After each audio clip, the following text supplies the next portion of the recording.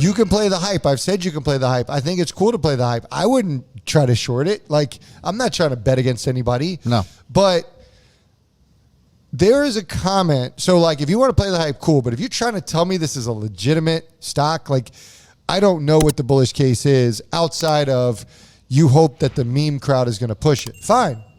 Run with it. Yeah. But when I'm watching this video and he's talking about he has, like, his entire portfolio is AMC. Well, let me back this up. The intro of the video talked about all these millionaires that were made off of GameStop. Where? I'm not saying there aren't. Yeah. I'm not saying there aren't. But I would venture to guess there's more people who lost their ass than didn't. Yeah. Because the people that were in it big were diamond hands. There were a bunch of people that made good money on it, but those weren't the people that were like, let's ride this thing to the moon. And so I got to imagine there's more collateral damage than that. So until I see statistics about there were X amount of millionaires, at one time their account may have been in a million. But even Roaring Kitty at GameStop, I don't believe Roaring Kitty ever sold. No, he did not. So, like, was that smart? I don't know. So I feel like more people were in Roaring Kitty's position, which he's green. So I'm sure he's green.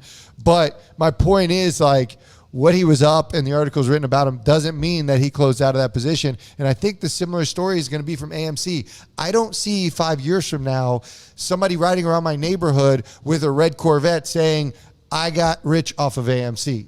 It happens, but it's very, very rare. It's more likely that you're going to win the lottery. It's interesting that you bring up the diamond hands part of it, because if you look at people that have been holding this for a long time, we have folks in our chaos group been holding it since $4. I am on record saying that I liked AMC at $4.65. Yeah. But you look at the folks that have been holding this time, and those are the ones that they're winning out big. So a lot of the folks that you're seeing getting AMC now and in recent days, they're the ones trying to make the quick money, and that's fine. There's nothing wrong with it as long as you make it and you don't, just as long as you're not a hodler now. Yeah. You look at Bitcoin, the 10 biggest days in Bitcoin.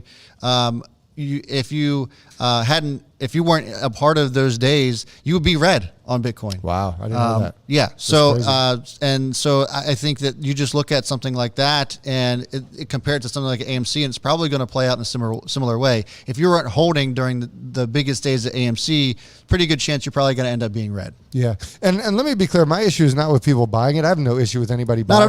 Not at all. My issue is with people. And I just listen to people on YouTube and, like, literally you're just trying to convince people to buy it with legitimately no argument. Like, just have an exit strategy. That's it. No matter what it is. Yeah. Even if it's like, I'm going to put $1,000 into AMC and I'm just going to let it roll. Manage the risk. If that's your strategy, fine. Yeah.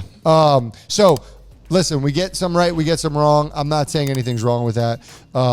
That's where my beef is, not with anybody that's buying it. I think I've said it was cool to buy it if you want to do a technical play, an asymmetrical trade.